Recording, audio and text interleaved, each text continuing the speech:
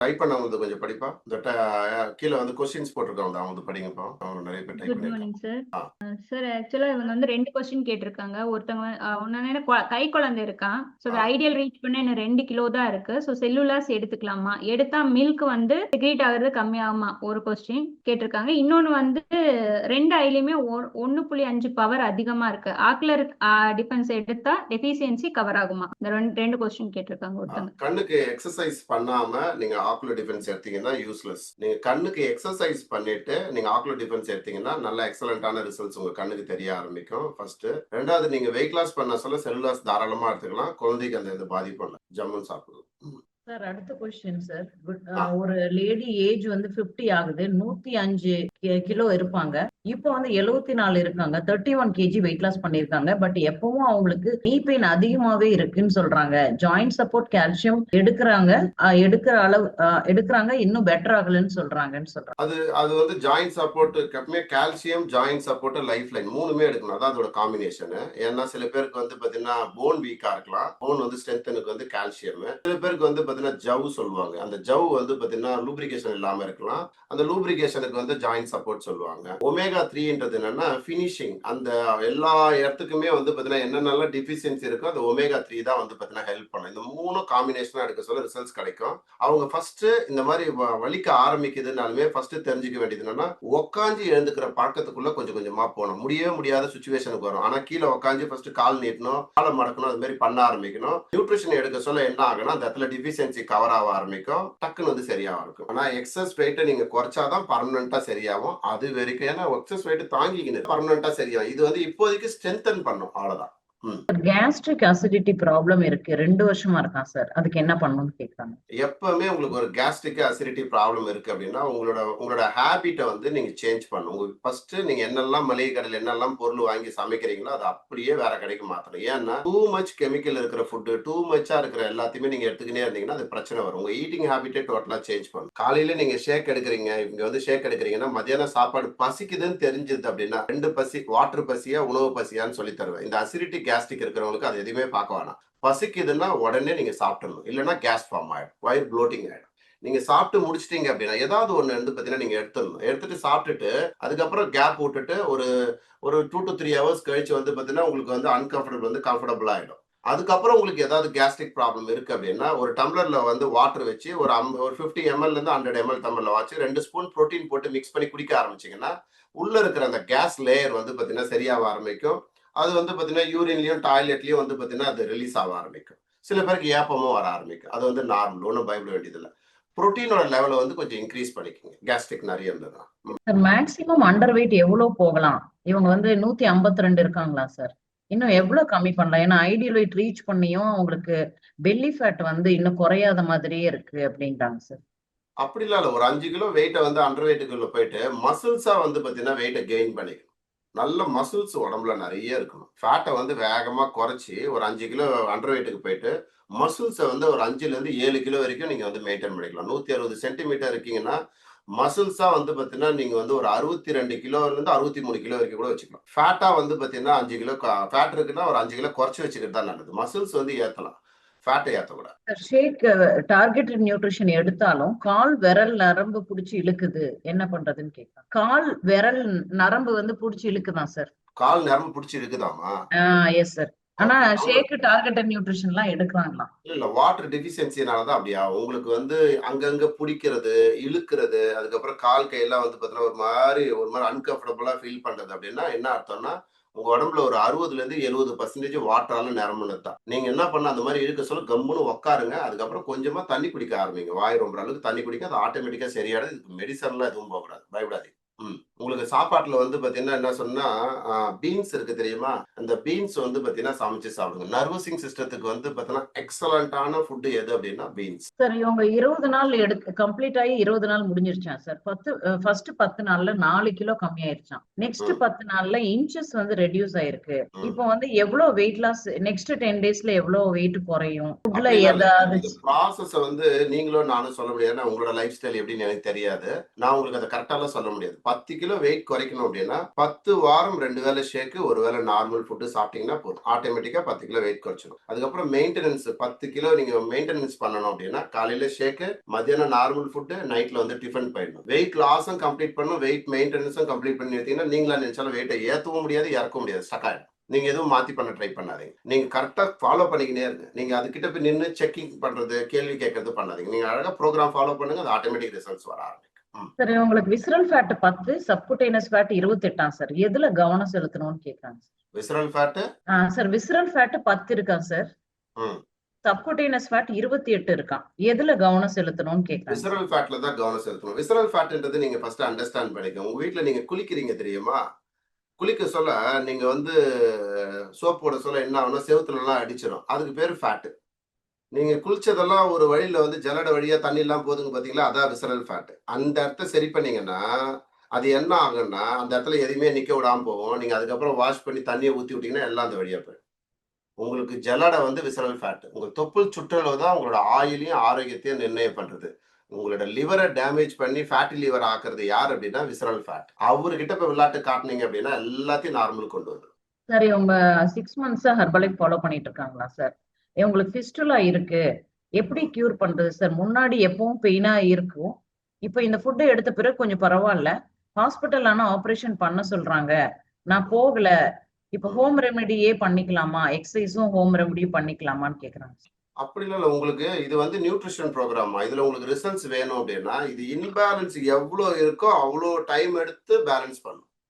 நீங்க உடனே பண்ணணும்னா அது ஹாஸ்பிட்டல்ல ட்ரீட்மெண்ட் தான் பண்ணணும். டாக்டர் சொல்றதை 100க்கு 100% நீங்க கேட்கணும். உடனே முடியலன்னா நீங்க பண்ணிதான் ஆகணும். வலிக்குது, பிளட் வருதுன்னா நீங்க பண்ணிதான் ஆகணும். இல்ல என்னால கம்ஃபர்டபுளா இருக்கு, நான் எனக்கு எதுவும் பெருசா எல்லாம் எதுவும் டிஃபரன்ஸ் இல்லைன்னா பொறுமையா வெயிட் லாஸ் பண்ணுங்க, ஆட்டோமேட்டிக்கா அது நார்மலா இருக்கும். பயப்படுவாங்க. பையனுக்கு வந்து 7 இயர்ஸ் ஆச்சு, ஆனா டார்க் சர்க்கிள் இருக்கு, என்ன பண்றதுன்னு கேக்குறாங்க. புரியல? டார்க் டார்க் சர்க்கிள் சர்க்கிள் கண்ணுக்கு கீழே கருவளையம் இருக்கான் சார். கண்ணுக்கு கீழே கருவளையம் இருக்கு அப்படின்னாலுமே சிம்பிளா வச்சுங்க. உங்களோட இன்சுலின் வந்து பாத்தீங்கன்னா உங்களோட இன்சுலின் வந்து வீக் ஆகிட்டு இருக்கு. உங்களோட டைஜஷன் உங்களுக்கு நீங்க சாப்பிட்ட உடனே டைஜஷனுக்கு போகுது இல்லையா, அதுக்கு வந்து நீங்க இன்சுலின் அடிச்ச உடனே அதை கூல் பண்ணி விடும். அந்த இன்சுலினோட இது வந்து வீக்னஸ் அதிகமாகுது. அப்ப ஆக சொல்ல என்ன ஆகுதுக்கு காரணம் என்னன்னா, ஒண்ணு தூக்கம் இல்லாம இருக்கிறாரு, இல்ல டென்ஷன்ல இருக்கிறாரு, இல்ல ஏதோ ஒரு திங்கிங்லயே இருக்கிறாரு. அதோட விளைவு என்ன ஆயிடும் அப்படின்னா டைஜஷன் அடி வாங்க ஆரம்பிச்சு, ஸ்ட்ரெஸ்ஸோட லெவல் அதிகமாயிடுச்சு. அவர் அதுல இருந்து வெளில எடுத்துனதுக்கு ட்ரை பண்ணுங்க, இது ஆட்டோமேட்டிக்கா சரியாயிடும். இதை சரி பண்றதுக்கு ட்ரை பண்ணீங்க அப்படின்னா அது வந்து சரியான மாதிரி தெரியும், திருப்பி வரும். உங்களுக்கு பிரச்சனையே வந்து பாத்தீங்கன்னா உள்ள இன்சர்ட் தான், பிரைன்குள்ளதான். அதை வந்து சரி பண்ணணும். அவர் வந்து பாத்தீங்கன்னா என்ன சொன்னா, நல்லா தூங்க சொல்லணும், பகல்ல நல்லா வந்து பாத்தீங்கன்னா ஆக்டிவா இருக்க சொல்லணும், நல்ல விளையாட்டு ஏதாவது வந்து பாத்தீங்கன்னா ஏதாவது பிசிக்கல் ஆக்டிவிட்டிலயோ இல்லைன்னா ஒரு ஆக்டிவிட்டியோ ஏதோ ஒன்று பண்ண சொல்லி டைஜஷன் நல்லா பண்ணிவிடணும். பசிச்சாதான் அவர் சாப்பிடணும், நார்மல் ஆயிடுவார். நீங்க அதை விட்டு வேற எதனா மெடிசனோ இல்லை மருந்து மாத்திரை கிரீம் எதனா போட்டீங்கன்னா அந்த டைம்ல வேணா சரியாகும். ஆனா இது வந்து அப்டமன் கேம், அவர் ஸ்ட்ரெஸ்ல இருக்கிறார். சரி, உங்க பேர் வந்து சங்கீதமா சார்? மே 1ஆம் தேதி யாரா இருந்தாலும் சிம்பிளா புரிஞ்சுக்கீங்க. கண்ணு கீழே ரிங்கிள்ஸ் வருது, அக்கிளுக்கு கீழே ரிங்கிள்ஸ் வருது, கழுத்துக்கு கீழே ரிங்கிள்ஸ் கருப்பு கருப்பு ரிங்கிள்ஸ்ன்றது கருப்பு கருப்பா வருது. அப்ப உங்களுக்கு வந்து பாத்தீங்கன்னா அங்கங்க கருப்பு கருப்பா வருது அப்படின்னா சிம்பிளா வச்சுக்கோங்க, ஸ்ட்ரெஸ்ஸோட உச்சகட்டம் அதிகமாகி இன்சுலினோட வேலையை கம்மி பண்ணுது. நீங்க அதுக்கு வந்து பிசிக்கல் ஆக்டிவிட்டி, நல்ல தூக்கம், நல்லா ஹாப்பியா சிரிச்சிங்க அப்படின்னா அது ஆட்டோமேட்டிக்காவே போயிடும். அதை சரி பண்றதுக்கு ஏதாவது கிரீமோ மருந்தோ போட்டீங்கன்னா அந்த டைம்ல மேபி சரியாகலாம், திரும்பி வரும். பர்மனன்ட் சரியாகிறது வந்து உங்களோட லைஃப் ஸ்டைல தான் சரி பண்ணும். சரி, இவங்க மே 1ஆம் தேதி வெயிட் செக் பண்ணாங்களா சார்? 110.4 இருந்துதான் சார். இப்ப வந்து கரெக்டா தான் ஃபாலோ பண்றாங்களாம். இப்ப மே 30ஆம் தேதி செக் பண்ணா 109.7 தான் இருக்கு. நான் கரெக்டா தான் ஃபாலோ பண்றேன், இது வந்து இன்னும் நல்லா பண்றதுக்கு என்ன பண்ணணும்னு கேக்குறாங்க சார். ஹவுசிங் லோன் இன்ட்ரெஸ்ட் மாதிரியே சொல்றாங்களே, அப்படிலாம் கிடையாதுமா. இந்த ப்ரோக்ராம் வந்து எல்லாம் சொல்றீங்க ஹவுசிங் லோன் இன்ட்ரெஸ்ட் மாதிரி சொல்லி, நான் 20 வருஷமா ஃபாலோ பண்ண 30 லட்ச ரூபா லோன் வாங்கினா 1 லட்ச ரூபா தான் கம்மியாச்சு அப்படின்வாங்க. அந்த மாதிரி நீங்க ஹவுசிங் லோன் மாதிரி கேக்குறீங்க. இது வந்து கிராவிட்டிங் ஃபோர்ஸ் மாதிரிமா, இது கேலரி மேனேஜ்மெண்ட். நீங்க தப்பிக்கவே இங்க முடியாது. காலையில ஷேக் வந்து பாத்தீங்கன்னா 185 கேலரிமா, முடிஞ்சிருச்சு. ஓகேவா? இதுக்கப்புறம் நீங்க எதுவும் சாப்பிடல, நீங்க தான் சொல்றீங்க. நாங்க சொல்லிக்கிறோம் கொடுத்த ஷேக்கோட போனீங்கன்னா 185 கேலரி முடிஞ்சிருச்சு. இதுக்கப்புறம் டைரக்டா நீங்க லஞ்ச் போற அந்த பிட்வீன் கேப்ல வாட்டர் இன்டேக் ப்ராப்பரா ஒரு 2 லிட்டர் குடிச்சீங்கன்னா கூட அதுல ஒரு 100 கேலரி கிட்ட போயிடுச்சு. அப்போ உங்களுக்கு வந்து பாத்தீங்கன்னா உங்களுக்கு வந்து கேலரியை 100 கேலரி கிட்ட பர்ன் பண்ணிருக்கீங்க. மத்தியானம் லஞ்ச் நாங்க சொன்ன மாதிரி புரோட்டீன், ஃபைபர், கீரை, காய்கறி எல்லாம் வச்சுக்கிட்டு நல்லா பிடிச்ச சாப்பாடு நல்லா திருப்தியா சாப்பிட்டீங்கன்னா கூட ஒரு 700ல இருந்து 800 கேலரி.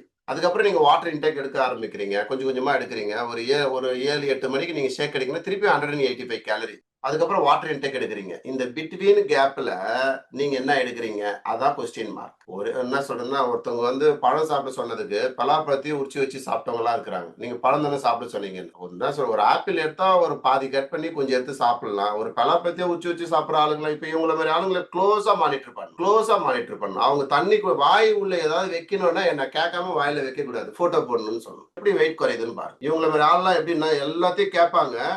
சமைக்கிற ஆளா இருந்தாங்கன்னு வச்சுங்க, சமைச்சா மாதிரி தான் தெரியும். 10 பீஸ் இருந்திருக்கும், அதுல 2 பீஸ் தான் காணாம போயிட்டு இருக்கும், வாய்க்குள்ள போயிட்டு இருக்கும், டேஸ்ட் பார்த்துருப்பாங்க. நீங்க இதே வந்து ஒரு மென்னா இருக்காங்கன்னா கடைக்கிட்ட போய் அவங்க எதனா கரெக்டா தண்ணி குடிக்கிற ஆளு எல்லாருமே யார் என்ன பண்ணாலும் கம்முன்னு தான் இருப்பாங்க. அங்க இருந்து ஒரு வடையை பார்த்துருப்பாங்க, சூடா அப்பதான் முட்டை போட்டா போட்டிருப்பாரு. முட்டை போட்டா அங்க ஒரு 6 இருந்திருக்கும், பார்த்தா அங்க 5 இருக்கும். ஒரு வாய் உள்ள ஒண்ணு போயிட்டு இருக்கும், தெரியவே தெரியாது அவருக்கு. ஆனா ஒரு வெயிட் லாஸ்ல பயங்கர சீரியஸா இருப்பார். தண்ணி எல்லாம் கரெக்டா தானே குடிச்சேன் நானு, நல்லா தூங்குனேனே, நல்லா எழுந்தனே எல்லாம் சொல்லுவாரு. வாய்க்குள்ள போட்ட கேலரியே மறந்துடுவார். ஒரு இந்த ஷேக் குடிக்க சொல்ல, காலையில ஷேக் குடிக்கிறீங்க, மத்தியானம் இடப்பட்ட நேரத்துல ஒரே ஒரு வேர்க்கலி எடுத்து வாயில போட்டீங்கன்னாலும் வெயிட் லாஸ் அன்னைக்கு ஸ்டாப் ஆயிடுச்சு. மத்தியானம் சாப்பாடு சாப்பிட்டு நைட்டு ஷேக் குடிக்கிற அந்த பிட்வீன் கேப்ல, நைட்டு படுக்கிற அந்த பிட்வீன் கேப்ல ஒரே ஒரு வேர்க்கலி வாயில போட்டீங்கனாலும் வெயிட் லாஸ் ஸ்டார்ட். இந்த வெயிட் லாஸ் எப்படி நடக்குதுன்னு சிம்பிளா சொல்லி தரேன் பாரு. மீன் தொட்டி இருக்கு இல்லையா, மீன் தொட்டியில இருக்கிற மீனுக்கு ஒருவேளை ஃபுட்டு போட்டீங்கன்னா அந்த தொட்டியில பல வருஷம் உயிரோட இருக்கும். எப்படி?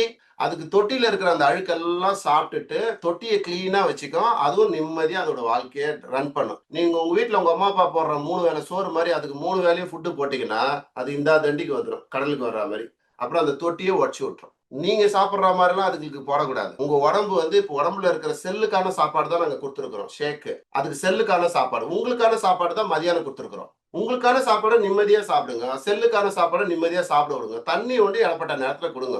ஆட்டோமேட்டிக்கா வெயிட் லாஸ் நடக்க ஆரம்பிக்கும், ஃபேட் லாஸ் நடக்க ஆரம்பிக்கும், ஸ்லிம்மா ஃபிட் ஆயிடுவீங்க. நீங்க இந்த பிட்வீன் கேப்ல எதனா கேம் விளையாடுனீங்க அப்படின்னா எங்களுக்கு ஒண்ணும் இல்லைங்க. நாங்க வந்து உங்களுக்கு என்ன சொன்னா இப்படி இன்ஃபர்மேஷன் தான் கொடுக்க முடியும். உங்க டைம் உங்க காசு தானே வேஸ்ட். கொஞ்சம் யோசிச்சு பாருங்க, உங்க டைம் உங்க காசு தானே வேஸ்ட். எங்களை ஏமாத்துறதுனால நீங்க தான் லாஸ் ஆகும். நீங்க வெயிட் லாஸ் நடக்கலன்னா உங்க வாயில வந்து பாத்தீங்கன்னா என்ன சொல்றதுன்னா இது ஜிப்பு தான் போடணும். நீங்க கண்ணாமண்ணான்னு சாப்பிட்ற ஆளா இருப்பீங்க, இல்லைன்னா தேவையில்லாத ஸ்ட்ரெஸ் ஆகிற ஆளா இருப்பீங்க, இல்ல நல்லா தூங்குற ஆளா இருப்பீங்க பகல்லையே. அப்படி இல்லையா, எப்ப பார்த்தாலும் ஏதாவது வந்து பாத்தீங்கன்னா வாயில வந்து பாத்தீங்கன்னா கடிச்சிக்கின்னு இருக்கிற ஆளா இருக்கு. இதுல வெயிட் லாஸ் பண்றது ரொம்ப ஈஸி. இது கேலரி மேனேஜ்மெண்ட். காலையில ஷேக், நைட்டு ஷேக், மதியானம் சாப்பாடு, ஒரு 3 to 4 லிட்டர் தண்ணி, ஒரு வாரத்துக்கு 1 to 1 கிலோ, ஒரு மாசத்துக்கு 3 to 4 கிலோ சர குறைச்சி ஐடியல் வெயிட்டுக்கு வரணும். நீங்க அதுல எந்த இதுவும் வேணாம். உங்களுக்கு வந்து பாத்தீங்கன்னா என்ன சொல்றேன்னா, இதுல எவ்வளவு பேரு வெயிட் லாஸ் பண்ணி நல்லா ஸ்லிம்மா ஃபிட் ஆயிடுவாங்க. அதுக்கப்புறம் கொழுப்பு கொஞ்சம் வந்து பாத்தீங்கன்னா அதிகமா தான் ஃபேட் கொஞ்சம் அதிகம் ஏத்திடுவாங்க. என்னன்னா பாத்துக்கலாம்னு சொல்லிட்டு, நமக்கு ஏறுனா எப்படி இருக்குன்னு பாத்துக்கலாம். அதுக்கப்புறம் இறக்கிறதுக்கு அவங்க அம்மாவோட பால் குடிக்கிற மாதிரி கஷ்டப்படுவாங்க. அந்த மாதிரி கஷ்டப்பட்டதுக்கு என்ன காரணம் தெரியுமா? ஒரு தடவை ஸ்லிம்மா ஃபிட்டா ஆயிட்டீங்கன்னா ரிமைனிங் லைஃப் ஃபுல்லா மெயின்டைன் பண்ணணும். எக்ஸ்கியூஸ் சொல்லக்கூடாது. ஏன்னா இது உங்க உடம்பு. உங்க உடம்பை நீங்களே பாத்துக்கிறதுக்கு தயாரா இல்லைன்னா உங்க உடம்பை எவன் பாத்துப்பான்? யோசிச்சு பாருங்க. உங்க உடம்பு நீங்க ரசிக்கணும். நீங்க போயிட்டு குளிச்சு முடிச்சுட்டு உங்க உடம்ப பாருங்க. கல்லத்தை அடிக்கிற மாதிரி இருக்கா, கற்பூரம் காட்டுற மாதிரி இருக்கான்னு நீங்க தான் ரசிக்கணும். உங்க உடம்பை நீங்க ரசிங்க. உங்க உடம்புல இருக்கிற ஒவ்வொரு ஆர்கன்ஸையும் நீங்க ரசிங்க, நன்றி சொல்லுங்க. உங்களை அசத்தம் உங்க உடம்பு. 20 வருஷமா இந்த ப்ரோக்ராம்ல இருக்கிறேன். என்னோட கோச் 26 வருஷமா சாப்பிடறாரு. 43 நாளைக்கு காலைல பிரம்ம முகூர்த்தம் 5 மணிக்கு பாப்பீங்க பாருங்க. 43 வயசு ஆக போகுது. ஆள் பாருங்க தகன்னு இருப்பேன். நீங்க சொல்லல எம்ஜிஆர் மாதிரி தகன்னு இருப்பேன். உண்மையானே எம்ஜிஆர் போய் பாப்பீங்க நாளைக்கு காலைல 5 மணிக்கு. சும்மா தகன்னு இருப்பார், பலன்னு இருப்பார். என்ன காரணம்? ஒரு இன்ஜெக்ஷனோ ஒரு டேப்லெட்டோ சாப்பிட்டது கிடையாது. இந்த வியாதி, தலைவலி, மாத்திரை மருந்து, அப்புறம் இது அது எந்த இதுவும் கிடையாது. ஏன் அப்படின்னா ஹெல்த்துக்கு வந்து ஃபர்ஸ்ட் ப்ரியாரிட்டி கொடுக்கணும்ன்றது அவேர்னஸ். அவ்வளவுதான். நீங்க அவேர்னஸா இருங்க, சூப்பரா மாறிடுவீங்க. புரியுதுங்களா? All the best. நோயற்ற வாழ்வே குறையற்ற சொல்லும். நீங்க அடையறதுக்கு என் வாழ்த்துக்கள். மீண்டும் நாளை காலை சந்திப்போம். பாய்.